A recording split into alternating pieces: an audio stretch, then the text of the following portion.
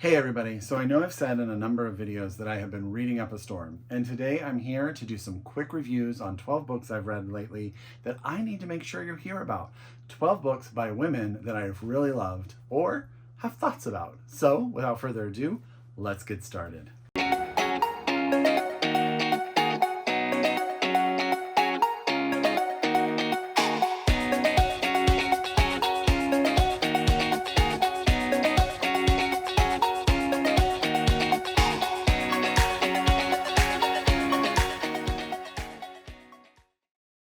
Hi everyone and welcome back to my channel. It's Russell with Ink and Paper Blog. How are you all doing today? As always, I hope you're happy, I hope you're healthy, I hope you're safe, and of course I hope you're reading an amazing book or two or three or four. I am reading an amazing book or two, three or four, and I have been reading prolifically this year, and I have a bunch of reviews I need to do for you to make sure that you have books on your radar. Now, I'm about to talk about 12 books by 12 women that I want to make sure you hear my opinion on. Some of them I loved, some of them I liked, some I was like, huh? But all of them may be worth your time. So without further ado, get out that pen, that paper, that Goodreads, however you keep track of your TBR. If you are so able, please get these books from your local independent bookstore, or if you're a library user, get your library copy as soon as possible. I am going to try to keep these reviews very short and brief. I just want to tickle your interest to make sure that you pick it up if it sounds like something you want to read. The first book that I want to tell you about is Parade by Rachel Cusk. This is out from FSG. This is her newest novel. This book is actually a little bit different, but really what you're looking at is a book about art. There are three different sections in the book. The characters sort of change but keep the same names, but they deal with the idea of art expression and how art is a way in order for you to discuss what's going on, not only in your world, but also the world around you, but really how it is for you to express who you are and who you want to be. I thought the writing was beautiful. I got a little lost towards the end, if I'm being honest. Was not my favorite Rachel Cusk, but I definitely think she's a brilliant writer that you can definitely get lost in the language and the thoughts, and she makes you really take stock of everything she's talking about. So that's Parade by Rachel Cusk, out from FSG. The next book I want to tell you about is Followed by the Lark by Helen Humphreys. This is also out from FSG. This is a fictional tale of the life of Henry, oh my goodness, I'm totally blanking. Henry David Thoreau, goodness gracious. Henry David Thoreau, his life with his family, his time at Walden Pond, and it is beautifully done. If you like nature writing, if you like sort of those books that take a moment to really dive into what could have been the artistic inspiration of the authors that we love so dearly, highly recommend it. I thought it's a fast read, but it's also a beautiful read, very poetic. That's Followed by the Lark by Helen Humphreys, out from FSG. The next book I want to tell you about is Whale Fall by Elizabeth O'Connor. This is out from Pantheon Books. This book reminded me of a lot of different books, but we're in 1938. We're on a little tiny island off the coast of Wales, where a whale has washed up, the body of a whale. And we are in this small town and the implications of this well coming to town. Our main character is a young woman. She's really just in charge of her whole entire family. Her mother has passed and she takes care of her sister. Her father is a fisherman. This is sort of a town that time has forgot. It's not really ever updated. People come from the mainland to study, and she sort of gets swept up in the promises they make. But really what comes down to is people are ready to take these people that live on this small island and modernize them, and the travesty of the loss of the culture that existed on the island, and the promises that are made to these people that are never fulfilled. It's a sad book, but also a very powerful book about the power of a group of people to be their own regardless of what's going on around them. Very good audiobook if you have, if that's more your drug of choice. So that's Whale Fall by Elizabeth Connor. That's out from Pantheon Books. I did pick up the International Booker Prize winner, Kairos by Jenny Erpenbeck. My German is terrible. This is translated, let me get you the translator's name real quick, from the German by Michael Hofman. I believe that he was he the first male translator to win the International Booker Award? I remember reading that somewhere. I not know. But I actually went and bought another book because of this one. If you love just a dissection of a relationship, this is the book for you. This is the story of a young woman who may be like 19 when the book starts. She meets an older gentleman on a train, and the dynamic relationship that starts from this interaction that is just moments. They become lovers, they become friends, they become antagonists. It deals with the fall of the Berlin Wall, the people from East Germany trying to get over to West Germany to see family. It's all of that political dynamic, the history that comes with people that you don't know, you do know, you are getting to know, but don't know enough about to be wary of. And he's a married man. The dynamics of sort of her falling in love with him and him falling in love with her, but having these obligations and the sort of the conundrum of that all. It is a very German book, and I hope you know what that means. Like, I think there's a density to the language, a density to the relationships, but a real magic to what she does within the pages. I thought it was really good. I did think it was a little bit long, I will be honest with you. I thought that there was like a middle part that could have been sparsed a little bit, but overall I thought that like her sort of intrinsic understanding of the minds of these two people was next level brilliant, and the writing and translation was beautiful and well done. So highly recommend Kairos by Jenny Erpenbeck. And this is out from New Directions in the United States, and I have to tell you, I got the hardback before the paperback came out, but the paperback book cover is gorgeous. I love it so much. This is going to be, my next book that I'm going to review is probably going to be the one that I have the hardest time talking about, and that's All Fours by Miranda July. This is out from Riverhead Books. I feel that this book just was not for me. So the main character is a woman. She's a writer, a pretty well-known writer, who has a very interesting relationship with her husband, and she has a young child, and she is going to be going to New York for a visit, and her husband convinces her to drive across the United States to prove that she can do it, is almost really why. She doesn't get very far. She's in LA. She makes it to Monrovia. If you know anything about California, that's like 30 minutes away. She winds up stopping in Monrovia, running a hotel, and becoming infatuated with a young man that she meets at a Hertz rental car counter. And the book goes on from there of her relationship with him, what she does for him and his wife. She winds up taking this hotel room and making it like this suite and spending $20,000 because that's what they need to buy a house, and becomes invested in his life. And it's the dynamic of this. I will tell you right now, there is a lot of sex in this book, a lot of sexuality, a lot of sensualism that to me just didn't play for me. Like, I felt that was a little bit trying too hard. There's a couple of other things in this book that I just thought were a little bit heavy-handed.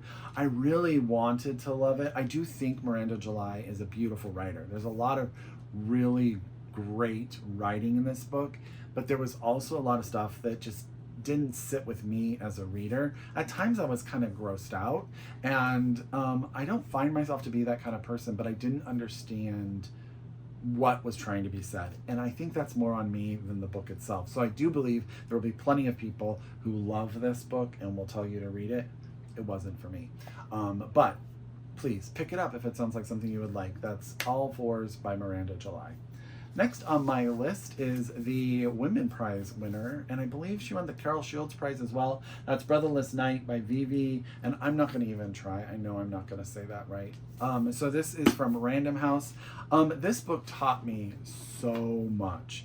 This is set in the, well, it starts in the early 80s in Jaffna, in Sri Lanka, and sort of takes us through time during the Sri Lankan Civil War. Our young main character, we meet her as a young girl whose biggest desire is to become a doctor. And we learn very quickly all of the struggles she has just to be able to be in a school, to take the testing, to go to medical school. But around her, the Civil War and the fight between the government and the insurrection for the Tigers, and how all of that dynamic changes everything for her family, for her her family, her community. It has a brilliant opening, by the way, where I'm not going to ruin it for you because I want you to read the sentences, but it's very powerful, this idea of what is a terrorist and what is the perspective that changes everything about it. You do go through history. At times I did feel like the author was just telling me things like this happened, then this happened. But when she really dives into our main character and her struggles with the decisions she has to make as a woman, as a doctor, as a person who has family invested in this revolution, and the fear that it puts within her parents and herself and all of that, it's really, really well done. It's really good. I think you should read it. I think you'll learn a lot. I think it's a good story. It's a great audiobook. Give it a minute. It does take a second to get into, but once the story starts going, I think you will definitely buy into everything that's going on, and you probably will learn something along the way. Okay, the next book I want to tell you about is The Red Grove, out from FSG by Tessa Fontaine. This is if you are looking for a thriller to read. This is the story of a community sort of set in the redwoods in Northern California of all women who have been fleeing sort of abuse, have been fleeing the world and the things that happen to them.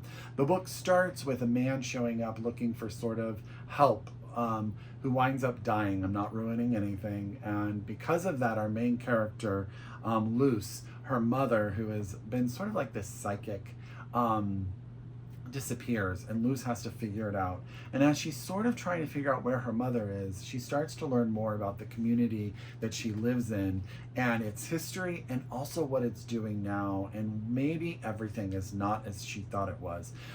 It's like got this dark undertone to it, but it's really about a young woman fighting for her family, fighting for her brother, who she winds up taking care of, fighting to find her mother, and all of the history and stories that you find along the way.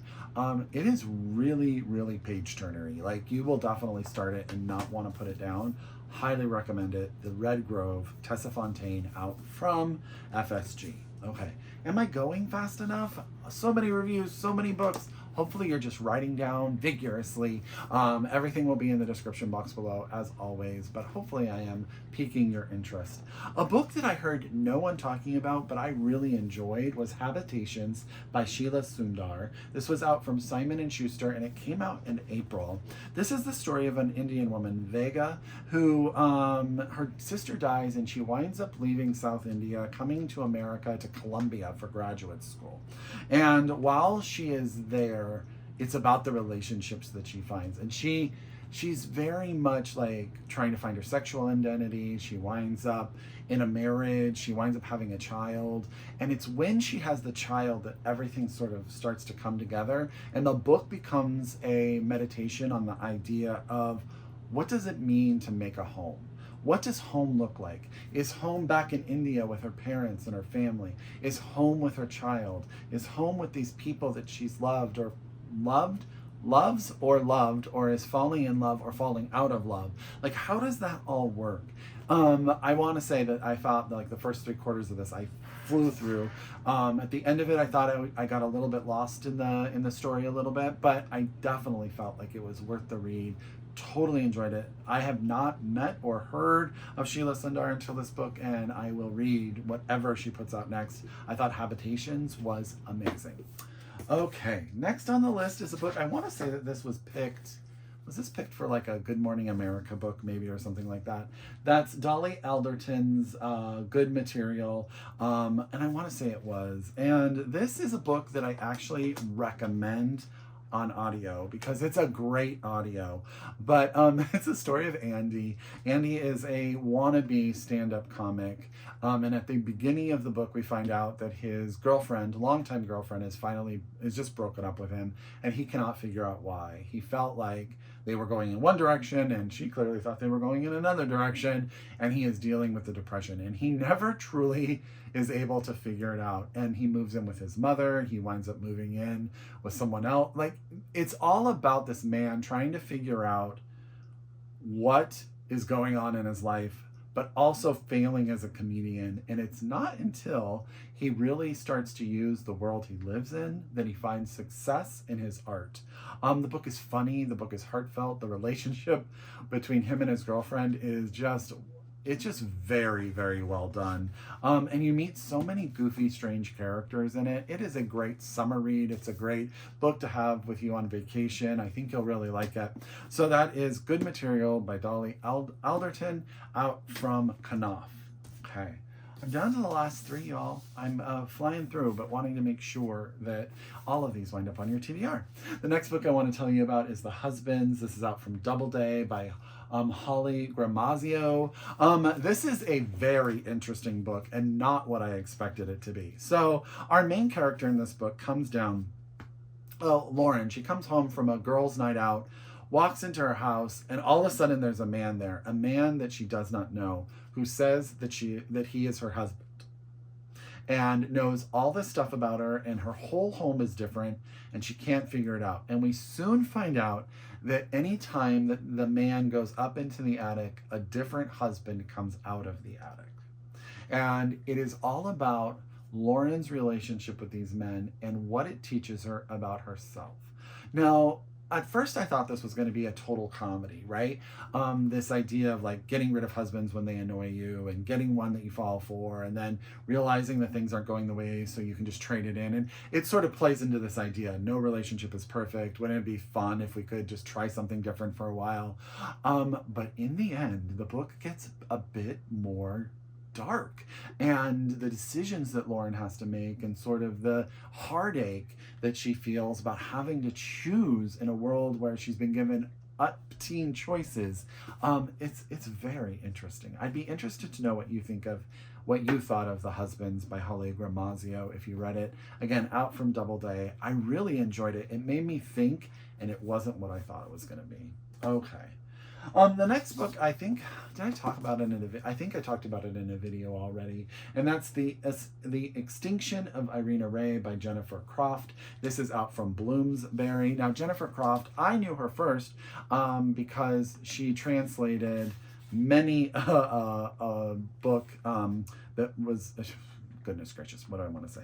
She was a translator, first and foremost, is what I knew her for. I read her translation of Olga Chukwa, the Nobel Prize winning author from Poland, Flights. I also know that she translated the Book of Jacob, which I have on my shelf, and I started to follow her there. And then she had the memoir Homesick that came out a couple of years ago that was really well received, and now we have her book of fiction. And she really leans into what she knows best in this book. This is the story of a group of translators that come together once a year, they're in Bulgaria, I believe, to translate their favorite author, the one woman that they all just translate her novels. She has a new novel, she brings them there, and they're so excited, and then she disappears, and it becomes a mystery of where she's gone and what do they really know about this woman. And as they sort of translate the book, what they learn not only about themselves but about others. And sorry about that. And what winds up happening is that the book sort of starts to die. They become, in the beginning, they're just their language. They're just people who translate. But as the book goes on, they become the people they are and how that fits in this world that they've been in. Really well done. I felt like I was not smart enough at times for this book, but if you like those like literary thrillers sort of things, I think that you'll really like this book. And Jennifer Croft, she can write. She is definitely a writer in any form that she has it.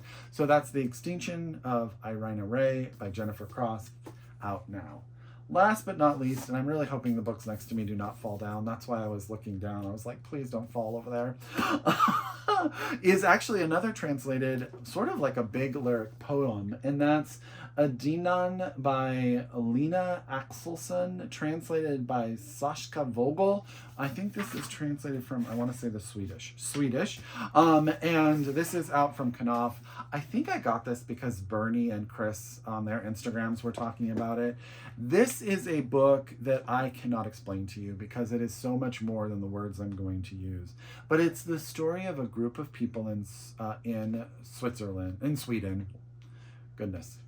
Been a long day, y'all, in Sweden, who we start the book, we meet them, and they live a rural life, and they herd reindeer, and they are out sort of from the outskirts of society, of the modern world, and then the modern world intervenes, and we wind up watching through the poem how modernity affects them and affects each generation in a different way. And at the end, we have a generation fighting for their heritage that's sort of been lost because of this washing away by the modern world, if you would please. This is not an easy book to follow. I do not recommend the audiobook because I definitely think you need the pages of the book to sort of tell you where you are and how it all works together. Some of the jumping around, I had to read sections over and over again, so it was a little bit more of a difficult read in that respect, but it is a beautiful read. It is very poetic. It's like written as a poem, but it's also very plaintive for our pasts and why we shouldn't give up on anything that is considered our heritage. And I thought it was beautiful. So that's Edon by Lena Axelson, translated by Saskia Vogel, out now from Knopf. Okay, I'm not going to lift this pile of books because I'm telling you right now I'll drop it. But as always, if you're a return subscriber to my channel, I hope that you enjoyed this video. If you are new to my channel, I hope you hit subscribe. I can't do it without any of you watching and coming along for the ride. As always, I encourage you to read globally, shop locally, and until next time, I wish you happy reading. Bye, everyone.